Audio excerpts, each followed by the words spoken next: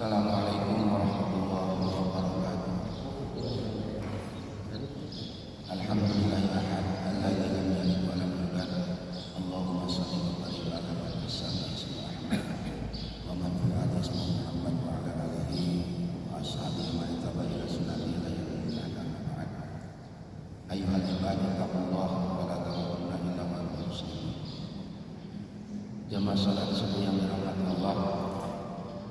Setelah beberapa puluh tahun Nabi Ibrahim alaihissalam berumah tangga dengan Siti Sarah, namun tidak juga atau belum membuahkan hasil, sehingga ada satu ucapan dari Nabi Ibrahim yang dalam ucapan ini dipakai oleh Allah. Itu sebagai seorang bapak, Ibrahim menginginkan keturunan, namun Allah belum berkehendak, sehingga Siti Sarah istri pertama berkata kepada Ibrahim, kita rumah tangga sudah puluhan tahun menguning syariat, umur saya sudah 80 lebih, kata Siti Sarah, tapi ini tidak ada tanda-tanda bahwa kita akan punya keturunan. Kata Nabi Ibrahim, sudah kemari semua racikan sudah diminum dari bubuk bima, extra jos campur, bebek segala macam, ternyata belum membuahkan hasil. Nah, sebagai seorang istri itu Siti Sarah pun gelisah, apalagi Nabi Ibrahim kan termasuk dalam ulul azmi, sudah kiai gede lah, masa kiai tidak punya keturunan. Nah, akhirnya Siti Sarah mengikhlaskan Nabi Ibrahim untuk buka cabang nyandung, ya suganan lah. Jadi kalau istilah sekarang sebenarnya mancing. Kadang-kadang ada orang yang rumah tangga puluhan tahun tapi belum juga dikaruniai anak, istilah mancing baik, kita itu ngurus anak saudara dan seterusnya. Dan biasanya setelah itu baru bisa. Nah, akhirnya bertemulah Nabi Ibrahim dengan Siti Hajar. Ada satu ucapan yang ini kalau bahasa kitanya mah carek, nazar. Apa kata Nabi Ibrahim? Ya Allah, jikalau seandainya aku diberikan keturunan, jangankan kambing, onta, anak akan aku berikan. Kalau memang itu yang diminta. Nah, akhirnya singkat cerita, beberapa tahun kemudian setelah Ibrahim menikah dengan Siti Hajar, lahirlah Ismail. Nah, ketika Ismail lahir, Allah Maha Kuasa, Siti Sarah pun melahirkan Ishak. Nah, dari dua keturunan ini masing-masing punya warisan. Kalau dari Nabi Ishak itu warisannya Masjidil Aqsa, dan kita kenal keturunan Nabi Ishak itu disebutnya Bani Israil. Sampai hari ini. Nah, sedangkan dari Ismail itu warisannya adalah Masjidil Haram yang sekarang ada di Mekah. Itulah kenapa pertama kali kiblat umat Islam sebelum menghadap ke Masjidil Haram, awalnya kita menghadap ke Masjidil Aqsa. Nah, itu adalah warisan dari istri pertama Nabi Ibrahim. Nah, singkat cerita, ketika Ismail lahir, turunlah ayat falamma balagha sa'ya qala ya bunayya inni ara fil manam anni adhaka. Nah, kita udah paham semua. Jadi ketika ini anak berujung-ujung takbir tersebut lagi lucu-lucunya, itu turunlah perintah agar Ismail dipotong lehernya. Dan itu mimpi pertama terjadi pada tanggal 8 Zulhijjah. Kata Ibrahim, masa ayahnya suruh mencium anak, ini pasti dari setan. Nah, ketika malam kedua itu tanggal 9 Zulhijjah, Ibrahim bermimpi lagi bahwa perintah ini harus dilaksanakan. Ibrahim belum yakin juga apa betul ini mimpi datangnya dari Allah. Nah, pas malam ketiga, itu malam 10 Zulhijjah, ternyata mimpi itu datang lagi dan Ibrahim yakin bahwa itu adalah perintah Allah. Maka sampai hari ini peristiwa mimpinya Nabi Ibrahim dan pelaksanaan eksekusi penyembelihan anaknya itu kita peringati sebagai Idul Adha atau Idul Kurban. Nah, singkat cerita, ketika Nabi Ibrahim diperintahkan untuk memberi anaknya sebagai seorang bapak, berpikir juga 10-an tahun juga anak. Tapi ketika diberikan anak, Allah memerintahkan untuk menyembelih. Nah, ternyata para mufasir menjelaskan bahwa pengertian daripada falamma balagha usahya, jadi ketika usia anak ini lagi lucu-lucunya, lagi Ibrahim dapat perintah, wahai Ibrahim, kamu potong leher anak kamu. Nah, di balik hikmah itu sesungguhnya ini adalah bentuk tagihan dari Allah untuk Ibrahim. Ibrahim, kamu belum pernah berucap, kira-kira begitu. Jangankan korban, anak akan kamu berikan kalau aku minta. Nah sekarang aku tagih, pencipta anak mana? Nah jadi hikmah yang bisa kita ambil pelajaran adalah itulah saudara ngomong, kira-kira gitu. Makanya di dalam agama ada disebut dengan nazar, ada disebut dengan nazar. Nazar itu adalah sumpah kita kepada Allah, dan ini wajib kita lakukan. Ya, makanya kata Rasulullah SAW, kalau kira-kira nazar itu berat, jangan mudah bernazar, cukup berazam. Azam itu niatan. Misalnya tadi yang di Siju lalu sekolah, rek azam, rek niat, lebaran haji masjid baik misalnya. Itu dulu sekolah, pas lebaran beda lagi, baca beli gitu ya, atau mungkin belum ada miliknya, maka walaupun tidak menyembelih kambing itu tidak berdosa karena hanya bersifat azam. Azam itu artinya niat. Tapi kalau sudah nazar, ini saya nazar kalau anak saya dulu saya akan menyembelih. Nah itu perkara yang harus dilaksanakan. Nah, nazarnya Nabi Ibrahim itu begini, jangankan onta, anak akan saya beri kalau memang diminta oleh Allah. Nah, makanya peristiwa Idul Adha itu sebenarnya peristiwa di mana Allah Nabi Ibrahim barulah ada pernah carek, pernah nazar. Sekarang saya tagih. Nah, akhirnya dengan ketaatan Nabi Ibrahim kita ketahui bersama peristiwa itu menjadi cikal bakal syariat ibadah kurban. Jamaah yang dirahmati Allah, kalau kita bicara kurban, ya tentu ini bicara tentang hukum. Karena sampai hari ini masih ada banyak pemahaman yang kurang tentang masalah ibadah kurban. Seringkali kita memahami bahwa ketika berkurban itu satu orang untuk satu kambing atau satu kebo untuk 7 orang. Kalau kita melihat surat Al-Hajj ayat 37, ayat ini menjadi jawaban tentang bagaimana sesungguhnya hukum berkurban bagi untuk satu keluarga satu kambing. Kadang-kadang kan gara-gara korban halimu gitu, Pak, tahun kemarin kan apa enggak? Tahun ini tinggal mama yang jadi kurban. Itu curang-curang. Padahal kalau kita lihat dalam ayat ini, a'udzubillahi minasyaitonir rajim, la yanallahu luhumha wala dima'uha walakin yanalu taqwa minkum. Jadi Allah tidak akan pernah, perhatikan ayatnya, perhatikan harfnya itu sesuatu yang tidak akan. Allah tidak akan pernah menerima daging yang kau keluarkan, wala dima'uha, atau darah yang kau ciprakan, kata lain apa namanya, potonglah. Walakin yanalu taqwa minkum, tapi yang Allah terima adalah takwa dari kalian. Nah, mufasir menjelaskan pengertian Allah tidak menerima daging dan darah ini maksudnya begini. Misal Bapak Abbas mau berkurban dengan 1 ekor kambing.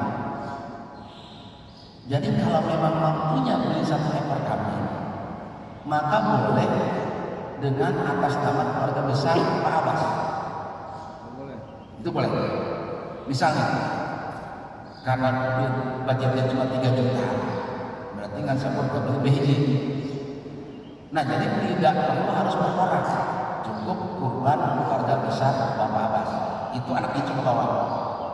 Itu pertama. Yang kedua, terkadang dalam satu keluarga itu berkorban dengan satu kebun untuk 7 anak. Padahal cukup satu kebun itu atas nama keluarga besar Bapak Haji Erik misalnya, maka semuanya ke bawah. Itu kalau keluarga. Beda lagi kalau lain orang. Seperti kalau tetangga jamaah manis Al-Arab, seperti Muhammad, Haji Nur, masing-masing punya rezeki ingin berkorban. Terkumpulan 7 jamaah. Yang nama Haji Erik Islam. Tidak semua orang suka daging gulai. Orang yang suka daging gulai, insya Allah suka daging kebo. Tapi yang suka daging kebo, contoh itu daging gulai. Kolesterol ya, darah tinggi ya, itu. Sedangkan kalau 7 ekor kambing itu kalau kita potong mungkin dagingnya sedikit karena kebanyakan tulang. Tapi kalau satu kebo itu kan bisa banyak. Akhirnya udah daripada 7 orang 7 kambing kita gabung aja menjadi 1 ekor kebo. Nah itu kalau beda orang. Tapi kalau keluarga ada rezeki lebih nih, jadi misalnya dari rezeki sekarang mau 17 ya, mau balikan murahnya 17 juta nih misalnya. Berarti korban satu kebo itu untuk satu keluarga, tidak dibatasi apakah 7 orang atau 10 orang. Apa nama ini sekian kurban keluarga besar Bapak ini selesai, maka anak itu semuanya keluar. Apa dalilnya? Baginda Rasulullah SAW pernah berkurban dengan 2 ekor onta. Rasul memberikan onta ini kepada kurban. Ya Rasulullah, ini kurban siapa? Kata Nabi, unta yang pertama ini kurbannya keluarga Muhammad. Sedangkan kurban yang kedua ini untuk umat Muhammad. Nah, sekarang umat Muhammad ada berapa juta? Nah, jadi jangankan untuk satu keluarga, untuk seluruhnya saja diniatkan, maka itu sah. Nah inilah yang dimaksud dengan yang Allah terima itu takwanya. Allah betul bergir karena itu. Makanya kan kalau misalnya di Masjid Al-Arab ya ada kurban dari BJB atau di mana, itu boleh seperti itu dicantumkan untuk siapa. Kenapa? Karena memang hakikat daripada kurban itu adalah sampai di mana ketakwaan kita kepada Allah. Nah, jadi nanti apabila jamaah punya rezeki yang dengan seperti membeli BHJ, ya sudah, ya, supaya tidak tidak berselisih, cukup aja kurban keluarga besar Bapak Arif, maka anak, istri, cucu ke bawah semua, walaupun cuma 1 ekor kambing. Ya karena memang mampunya cuma beli kambing.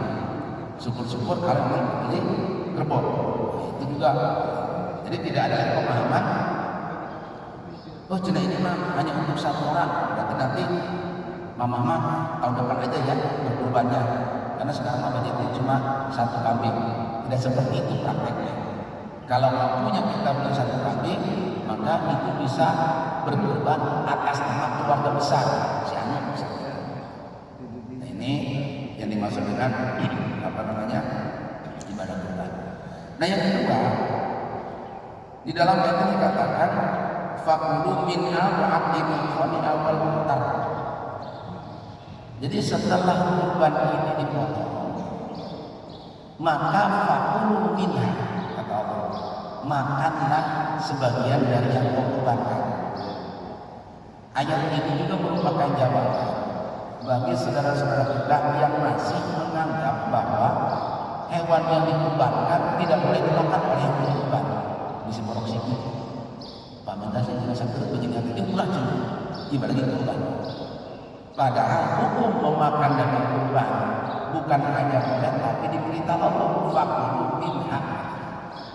Jadi ketika kita berkurban, terus kita mengambil sebagian darinya, fakulu maka makanlah. Aturannya bagaimana? Untuk yang berkurban sepertiganya, yang sepertiga untuk kerabat terdekatnya, maksud tetangga, yang sepertiganya untuk yang jauh lama semuanya. Jadi kalau misalnya berkurban, kemudian mau ngambil sepertiga perut misalnya, silahkan ini beritahu bukan hanya fakulu minha. Setelah kita mengambil sepertiga dari yang kita kurbankan, wa'at ini qanina wal muqtar, maka silahkan bagikan, baik itu orang yang meminta ataupun yang tidak meminta. Pengertian meminta di sini artinya orang yang memang ekonominya miskin. Yang tidak meminta pun tetap harus diberikan, artinya orang kaya. Kalau memang yang miskin itu sudah kebagian semua. Pertanyaannya, kenapa orang kaya, orang yang mampu kudu kebagian oke? Nah, hikmahnya supaya mereka merasa malu. Hari boleh handphone makanya karena kurban kasih kabina-bina. Jadi ketika ada kurban ini, Haji, ini ada kurban ini dari siapa? Ternyata yang berkurban itu secara ekonomi mungkin jauh di bawah seorang kaya ini. Untuk mengetuk hatinya, masa saya kalah sama dia? Nah, tapi kalau memang hatinya keras, enggak apa-apa. Oleh karena itu bagi yang punya rezeki berkurbanlah. Hanya 3 juta ya kambing. Kadang-kadang kita punya uang 3 juta asal udah kita beli. Tapi ketika lihat promosi handphone Apple Pro Max 17 juta, apa? Nah, makanya hukum kita memakan daging yang kita kurbankan bukan hanya boleh tapi itu perintah. Baik orang yang miskin ataupun orang kaya, baik muslim ataupun kafir. Jadi orang kafir juga boleh mendapatkan daging kurban sesuai dengan ayat wal muqtar. Muqtar itu orang yang memang secara ekonomi dia sudah cukup tapi tetap mendapatkan kurban kalau memang yang miskin itu sudah kebagian semua. Yang kafir pun mereka boleh mendapatkan daging kurban. Sebagai apa? Bentuk bahwa agama ajaran Islam itu rahmatan lil alamin. Jadi sekali lagi di dalam hukum memakan daging kurban itu jangan lagi ada perasaan jangan ini mah untuk kurban, silakan. Ya. Nah, ada pertanyaan yang sering terjadi dan juga mungkin sering terjadi gitu. Ustaz, saya ini punya uang 3 juta. Saya mau berkurban, tapi saya dulu kata orang tua belum nikah. Katanya kalau kita belum nikah tidak sah kalau kita berkurban. Nikah dulu baru kurban. Nah, ini kan juga pemahaman yang kurang pas. Pertama, memang dalam satu hadis sahih kata Rasul, kullu mauludin murtahaqqun bi aqiqatihi. Setiap anak yang lahir itu dalam status gane kata Nabi. Kalau laki maka syatan, kalau laki atau tebus dengan 2 ekor kambing, kalau perempuan dengan 1 ekor kambing. Bagaimana saya punya rezeki ini?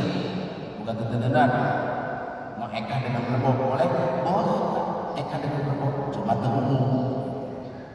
Jadi kan umumnya dengan kambing. Jadi kalau kita dulu orang dulu kan, jadi jaranglah orang yang ekah kan lain-lain biasanya paling tinggi ya. Dengan berbagai faktor mungkin kalau itu ekonominya belum memungkinkan atau belum kepikiran. Nah, kita baru tahu bahwa kita itu dulu belum diekah. Sementara kita mau berkurban, budgetnya hanya cukup beli 1 bag. Mana kira-kira yang diutamakan, ekah dulu atau kurban dulu? Karena ada yang mengatakan bahwa tidak bisa berkorban kalau belum ekah. Tidak begitu juga prakteknya. Pertama, ekah itu dilakukan ketika si anak berumur 7 sampai 40 hari. Jadi kalau sudah lewat itu sudah gugur kewajiban, dan itu adalah tugas orang tua.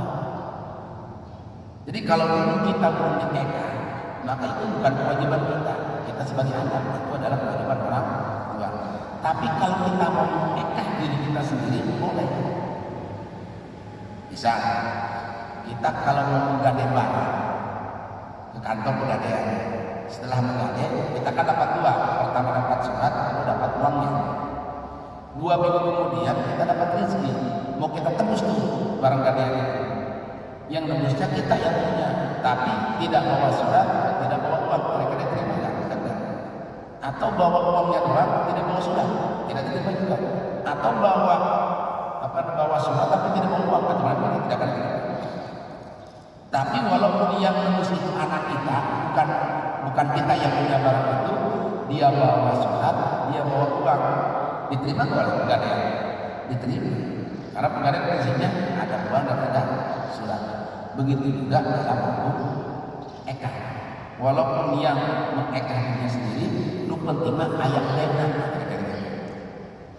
Sehingga ayatnya yang Allah itu bukan kambing yang kamu potong untuk ekah, tapi tetap bakar. Oleh karenanya orang yang belum ekah itu boleh berkurban, tidak ada masalah. Kenapa? Karena pertimbangannya kalau kurban itu waktunya terbatas. Yaumul Nahri dengan Ayyamut Tashrik.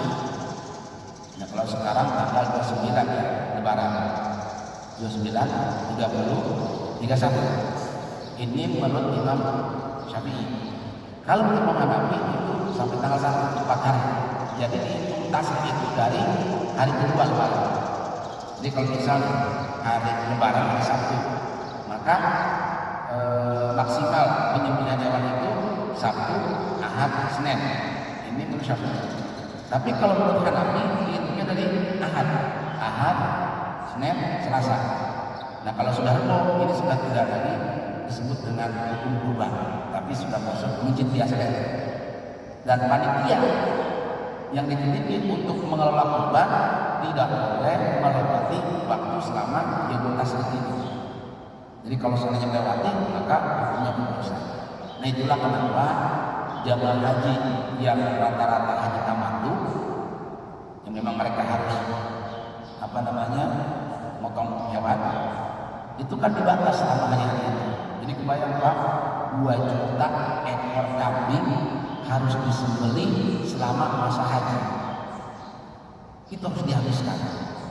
Jadi kalau sudah lewat Arafah, lewat tanggal 10 atau beberapa hari setelah itu, maka itu sudah tidak sah lagi disebut hewan dam. Sehingga bekas dam tahun kemarin sampai ke Aina masih enak aja. Nah, apa yang dilakukan oleh pemerintah Saudi? Karena waktu penyembelihannya tidak boleh melewati hari tasrik, sehingga mereka harus menghabiskan jumlah hewan yang jutaan itu. Saya kira kalau menurut saya kita 2 juta empat kali berapa juta gitu kan. Nah akhirnya dibikinlah satu kebijakan, karena proses penyembelihan ini tidak boleh melewati hari tasrik, maka dibikinlah kornet di kalengnya. Sebab kan dikirim ini 2 juta ekor disembelih dalam waktu yang singkat, ya kan tidak akan habis. Nah setelah disembelih itu terserah mau dibikin kornet atau mau dibikin apa, yang penting waktu penyembelihannya tidak boleh melewati hari-hari tasrik. Sehingga bekas kemarin haji itu masih ada biasa saja, ya dikirim kemana-mana. Nah jadi kembali, tentu yang didahulukan adalah kurban dulu baru ekah. Kenapa? Karena kurban ini waktunya terbatas, sedangkan ekah itu waktunya silakan kapan saja boleh, namanya ekah. Dan kurban tidak ada istilah hanya sekali dalam seumur. Pak, mau kurban kurban dia di 14 tahun lama itu nggak ada istilah begitu kurban.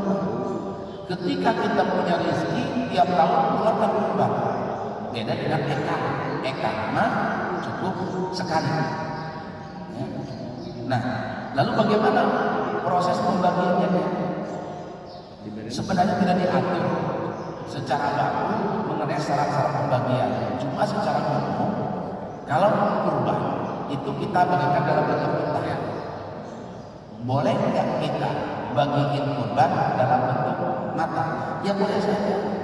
Cuma kembali itu tidak umum, termasuk membagikan hewan ekah.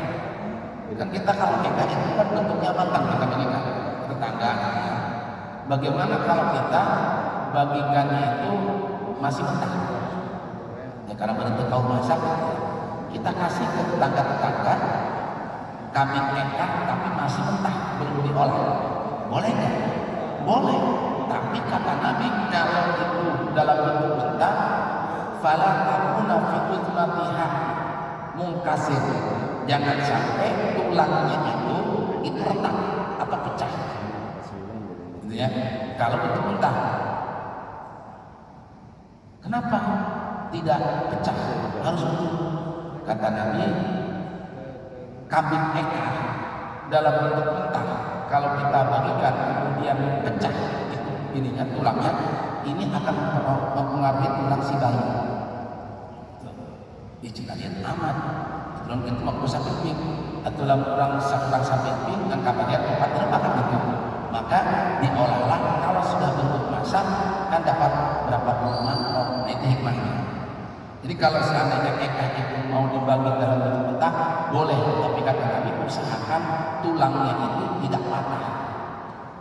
Dalam bentuk patah bukan sampai minggu ya, behiji harga 3 juta atau 4 ping yang sederhana. Tapi kalau kita olah dibikin sayur lada, itu kan bisa dapat 20 mangkok bagi dari 20 orang, itu hikmahnya. Sedangkan kalau kurban ini memang secara umum membagikan dengan mentah. Ya. Lalu bagaimana orang yang motong?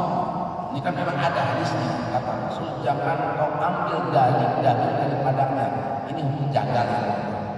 Jadi misalnya kalau seperti orang yang motong daging, memang secara hukum tidak boleh diupahan teman. Jadi jangan kamu ambil daging-dagingnya. Artinya yang suka motong hewan kurban itu tidak boleh mengambil daging yang dia potong. Tinggal bagaimana niatnya. Misal di satu kampung dia ini profesinya Ustaz, dia jagal misalnya. Setelah motong, nah kan pasti dapat bagian. Tapi panitia ini jangan meniatkan ngasih daging korban itu karena bahan masjid, itu nggak boleh. Itu hadisnya jelas dari Imam Bukhari dan Muslim. Tidak boleh mengambil daging yang kau potong bagi jagal. Tapi kalau niat panitia korban ini ngasih karena dia ini adalah ustaz, fisabilillah, berhak, maka itu boleh. Jadi kumaha niat berhak karena masalah baik. Cuma kan segala tergantung dengan niat. Jadi ulah pakai bahasa iya upah masjid, nah itu nggak boleh, dilarang.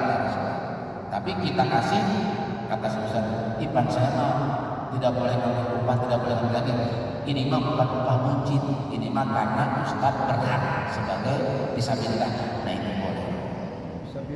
Fisabilillah. Walaupun berarti masalah bahaya. Cuma kan tergantung niat. Nulung repot kadang-kadang dia mah masjid.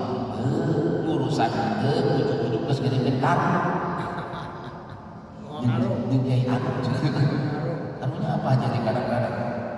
Kamu masih ada pengumuman sekian ratus di Masjid Agung sana, 3 ekor nongkrong. Mana jadi teh ayam? Makarunya ada kayak mudah-mudahan. Mas untung kaubaran dari berapa. Ini yang repot kadang-kadang lu kayak pagi-pagi ini ya. Tapi mau bebas lah kalau dia mau menunjuk tadi ditolak. Makanya ini kan ujian juga. Kadang-kadang kan panitia korban itu ya ini kayak dongko makanya kamunya makanya setiap menjelang korban itu yang banyak fitnah lagi ya. Kita juga nggak merasa ikutannya katanya tadi kan BKM malah dapat katanya 4 ekor mana untuk ada ini kadang-kadang karena sudah kebiasaan ya. Hal-hal seperti itu artinya kan yang repot adalah panitianya. Para jamaah dimati Allah. Jadi sekali lagi bahwa kurban ini adalah perintah dari Allah. Bahkan ancaman Kanjeng Nabi, siapa orang yang diberikan keleluasan rezeki tapi dia tidak berkorban, fala yaqurban musalla. Hadis Muslim. Jangan coba-coba berani mendekati mushola. Pengertian mushola di sini artinya jangan berani-berani ngaku sebagai umat. Jadi kalau kira-kira kita mampu beli handphone terbaru dengan harga 6 juta, kata hampa kalau uang lah. Beda jam bed. 3 juta doang bed, masa berat? Nah ini ujian dari kita. Ya syukur-syukur kita punya rezeki, kurban dia, handphone juga beli. Ini memang korban itu, handphone kita beli, jadi kita beli. Karena dibakali gitu ya. Nah oleh karena itu para jamaah, banyak inspirasi yang muncul. Jadi ada orang Jawa, nenek-nenek tua, tiap tahun dia berkorban. Kadang-kadang kita suka malu. Ketika ditanya, Mbak, nenek ini kan rumahnya buruk, pokoknya rumahnya sudah selesai, tapi tiap tahun ini berkorban. Jawabannya sederhana, Pak, cuma satu, agar nanti kalau saya mati ringan mati saya. Cuma itu jawabannya. Dan saya ingin tahun depan ini kurban itu harus lebih besar kambingnya. Padahal ini hanya nenek tua, rumahnya juga jelek. Kadang-kadang melihat begitu, Masya Allah. Nah selain itu juga, ini bagaimana motivasi kita bahwa di dalam berkurban itu berikanlah yang terbaik. Ya, jangan nanti mau baik lah. Seperti baik bisa terjadi. Paling karenanya di dalam hikmah kurban itu, kalau kita lihat itu ada 4 secara garis besar. Pertama, ini tentu berkaitan dengan nazarnya Nabi Ibrahim alaihissalam, karena beliau pernah berucap, jangankan ontak, anak akan saya kasih. Akhirnya nazar sumpah Nabi Ibrahim ditagih oleh Allah, dulu kamu pernah berucap mau kasih anak, sekarang sini anak kamu. Akhirnya ketika Ibrahim memotong Ismail, Allah ganti dengan kibas. Jadi hikmah pertama di dalam ibadah kurban itu, kalau kita comeback ke kisahnya Nabi Ibrahim, maka janganlah sembarangan, jangan mudah bernazar, khawatir kita tidak sanggup melaksanakan nazar itu. Dan ayat cerita itu makan sumpah gitu ya. Maka jangan mudah bernazar kalau kita tidak sanggup. Sebab apa? Ketika nazarnya itu tidak bisa kita lakukan, maka dendanya kita harus saumi mutatabi'ain, harus puasa 2 bulan untuk nebus aja be azab. Ya. Tapi ulah niat kan. Cuma kalau harus dikamarin niat baik, Allah dirahmat cinta. Yang mungkin dengan walaupun kata Rasul orang yang berniat baik itu dicatat 1. Ketika melakukan niat itu dicatat jadi 2. Beda dengan niat buruk. Niat buruk niatnya saja belum dicatat, tapi kalau sudah melakukan dicatat. Tapi itu tadi ulah PHP banget. Cuma dekat tanggal 1 kamar niat baik bukan rakyat. Tapi main cina barangnya. Ya cuma lihat dia terus ngeprank cuma lihatnya. Nah jadi jangan bernazar kalau memang sudah untuk dilakukan. Yang kedua, ketika simbol penyembelihan kurban dalam bentuk hewan, ini adalah satu kesan bahwa waktu kita memotong leher hewan itu artinya kita membunuh, menghilangkan sifat-sifat hewani. Hewan itu kan sifatnya tidak punya malu, kemudian egois dan seterusnya. Jadi ketika kita memotong hewan kurban artinya menghilangkan sifat hewani dalam tubuh kita. Kita lihat dalam Al-Quran apa kata Allah, ulaika kal an'am bal hum adall. Terkadang manusia itu perilakunya seperti hewan, bal hum adall, bahkan lebih hina dibandingkan hewan. Dan ini sekarang terbukti, bahkan dijadikan kebanggaan. Apa itu? LGBT. Itu sekarang kan LGBT begitu bangganya, kami ini kan komunitas LGBT. Jadi kalau ada lelaki, peserta lelaki, perempuan, peserta perempuan, wah itu kan satu anugerah dan seterusnya. Mereka bangga dengan kemaksiatan. Bahkan bikinlah semacam party ya. Ya Allah. Saya khawatir nanti akan terjadi lagi pada zaman Nabi. Yang maksud LGBT itu kan tidak semuanya.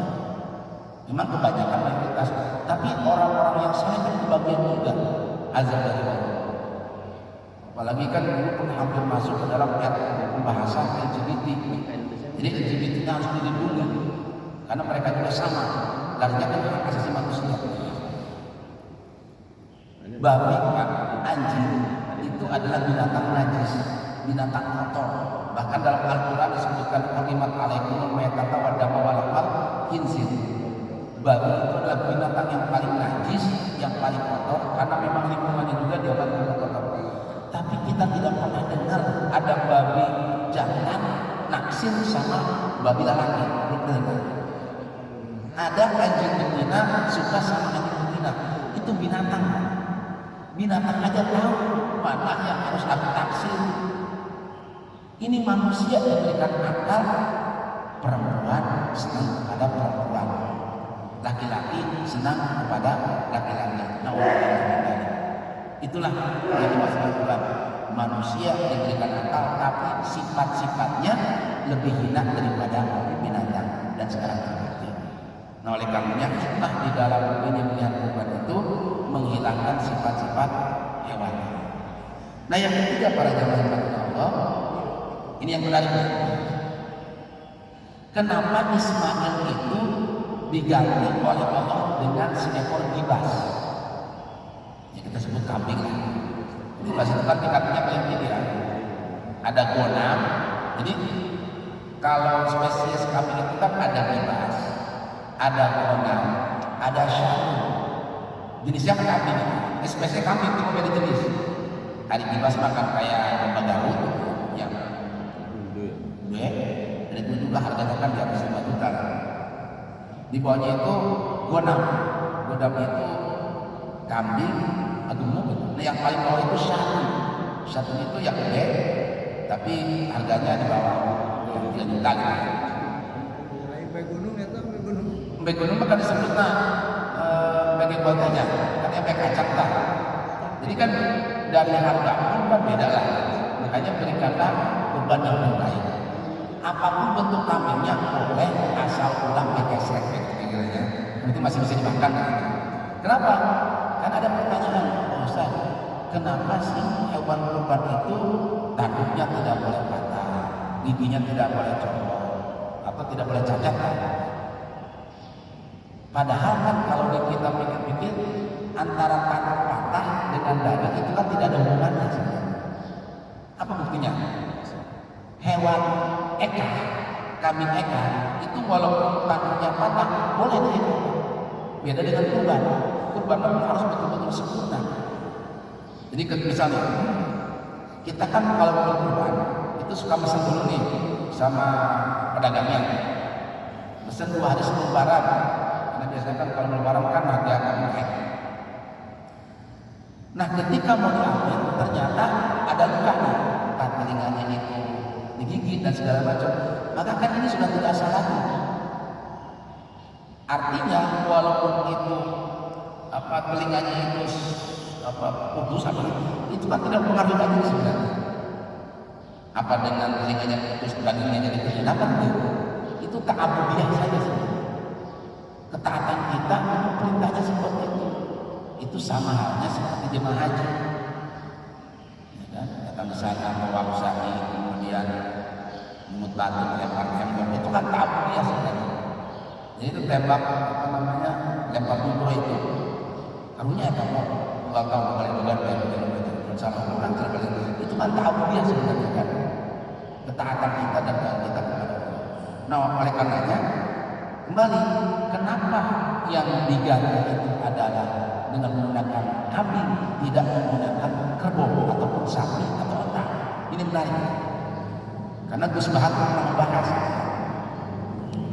tingkatan kurban yang paling bagus kan apel itu pertama onta, kedua itu kebo atau sapi, nah yang ketiga itu gibas, kemudian gonam, yang ketiga adalah syatu. Sebab kurban itu kan harus yang al-an'am, binatang ternak, mamalia. Ini nggak boleh. Ustaz, saya kan di rumah ayam potong, kamu pakai 100, kuncit aja. Itu menang tetap menarik jual potongnya, begitu kan beda.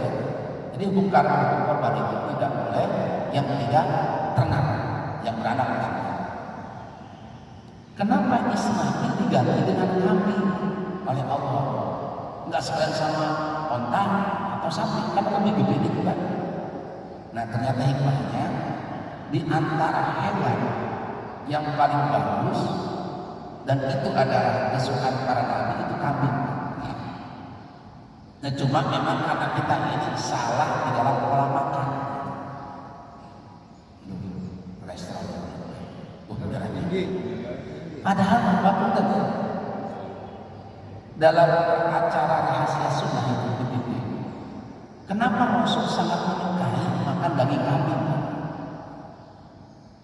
Karena memang di dalamnya banyak sekali vitamin.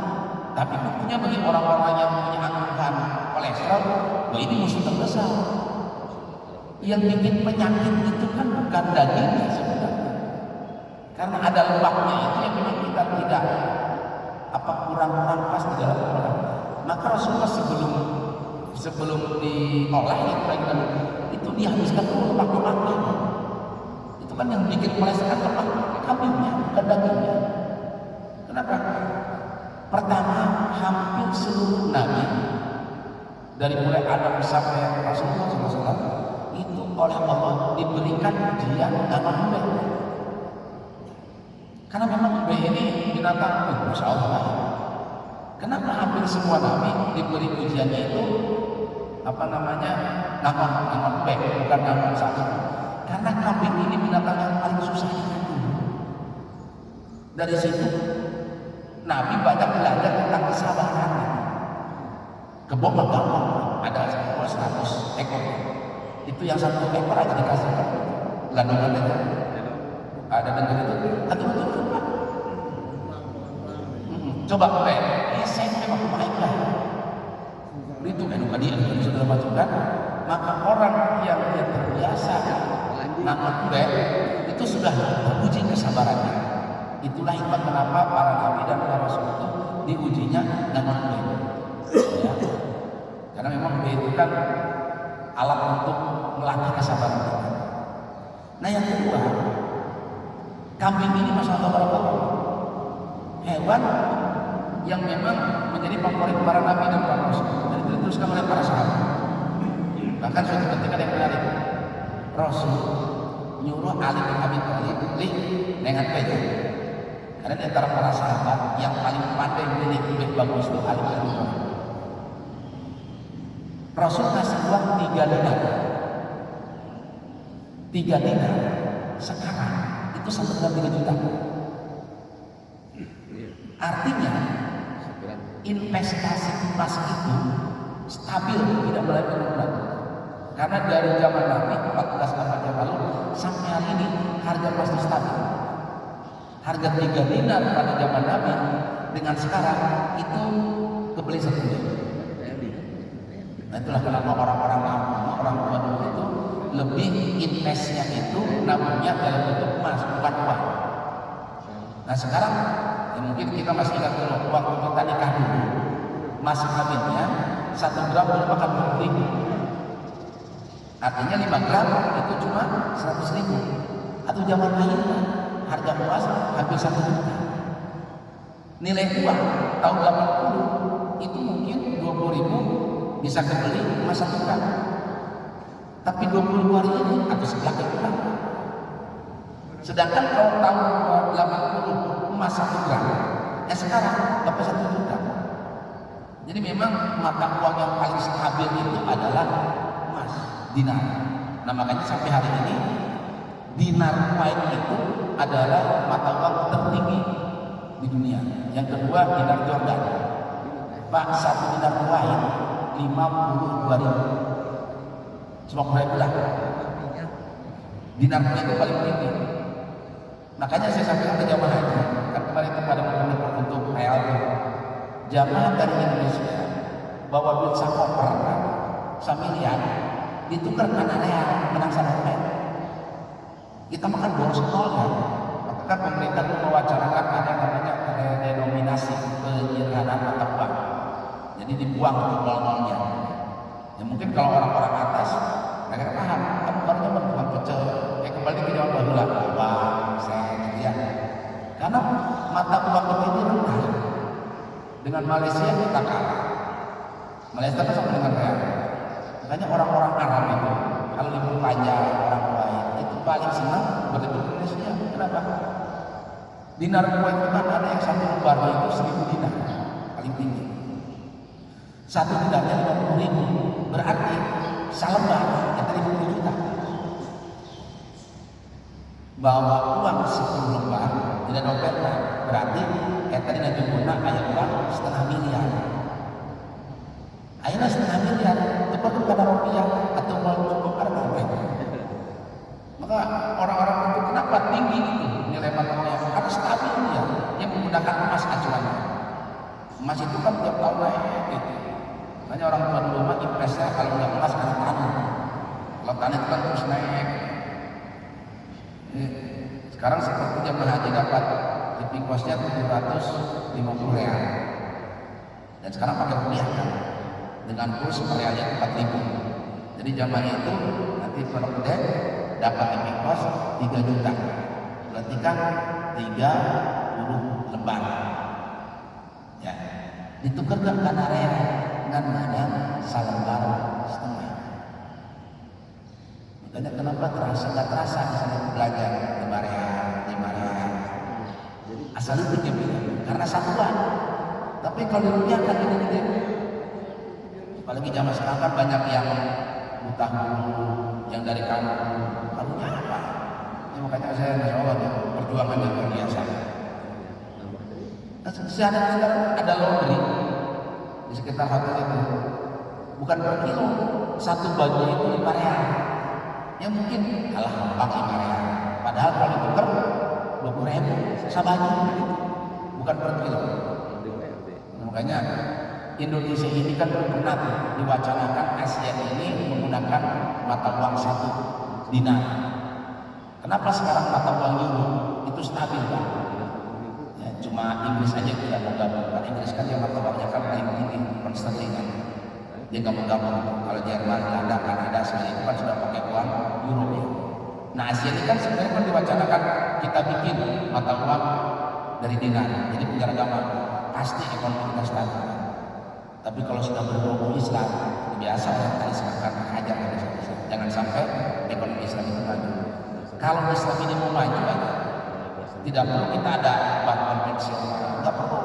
Yang penting ekonomi itu menggunakan mata uang dinar aja, stabil. Karena emas itu itu stabil. Itu. Makanya saya kadang-kadang kalau orang Arab berlibur ke Indonesia, mereka cukup bawa uang 10 lembar atau sudah bisa beli mobil, bisa beli villa di Cipanas. Tapi kalau orang Indonesia mau bisa koper, kan itu paling cukup buka kantong taksi waktu.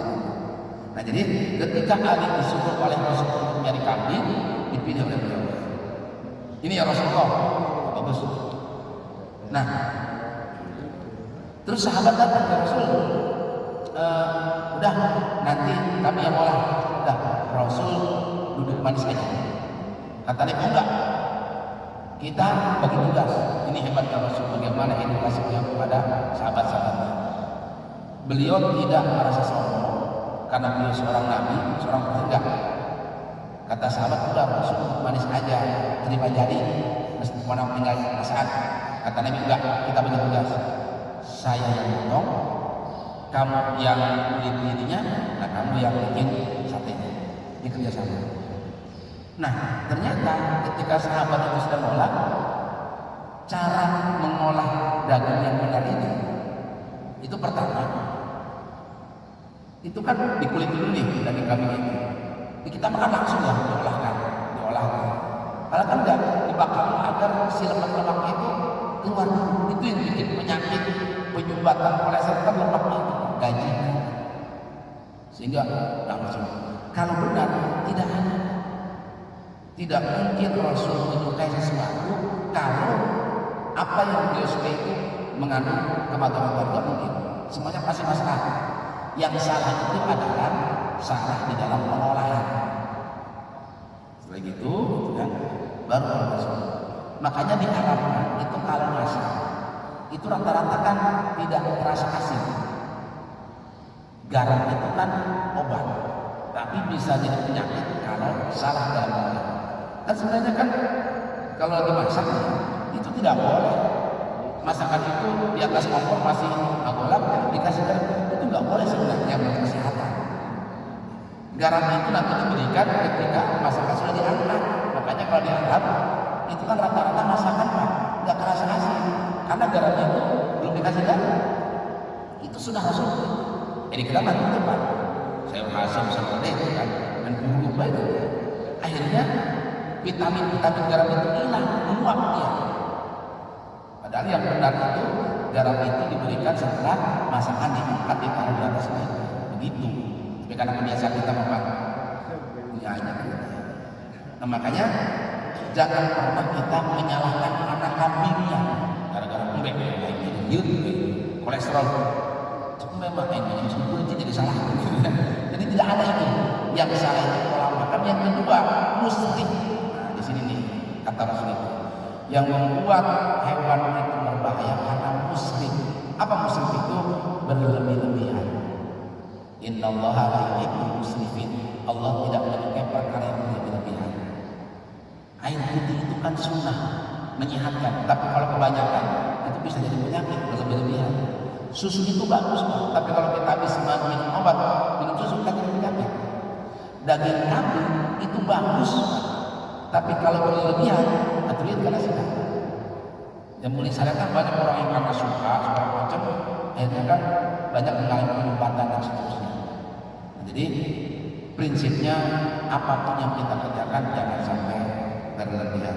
Nah yang terakhir yang dinikmati Allah, hikmah daripada pertanyaan adalah kecintaan kita kepada Allah melebihi segala-galanya. Bagaimana Nabi Ibrahim berdoa selama 82 tahun ingin memiliki keturunan, tapi setelah Allah beri, Allah uji dengan menyembelih anaknya. Tapi karena kecintaan kepada Allah itu melebihi cintanya kepada anaknya. Jamaah nikmat Allah, mudah-mudahan Allah memberikan rezeki sehingga tahun ini kita bisa berkorban apapun itu, niatkan bahwa semua karena ini berkat Allah Subhanahu wa taala. Amin ya rabbal alamin. Saya minta doa insyaallah saya besok pagi berangkat ke tanah suci. Mudah-mudahan ya terutama yang saya asuh itu aja sebenarnya. Insyaallah kalau misalnya di asuh yang 80 awal dan dia saudara ada banyak orang pada semangat orang pajarinya yang dia sunapan datang semangat gitu ya mudah-mudahan hasil kita bersama dan berangkat sampai kembali jadi haji yang mudah. Amin ya Allah ya rabbal alamin. Allahumma ij'alna hajjan maghfuran wa dhanban maghfuran wa syai'an mashkuran wa diratan tabut. Rabbana atina fid dunya hasanah wa fil akhirati hasanah wa qina adzabannar. Alhamdulillahirabbil alamin. Nuhun saya mohon maaf atas segala kesalahan selama ini dan mudah-mudahan amal ibadah kita diterima Allah Subhanahu wa taala. Subhanakallahumma wa bihamdika asyhadu an la ilaha illa anta astaghfiruka wa atubu ilaik. Wassalamualaikum warahmatullahi wabarakatuh.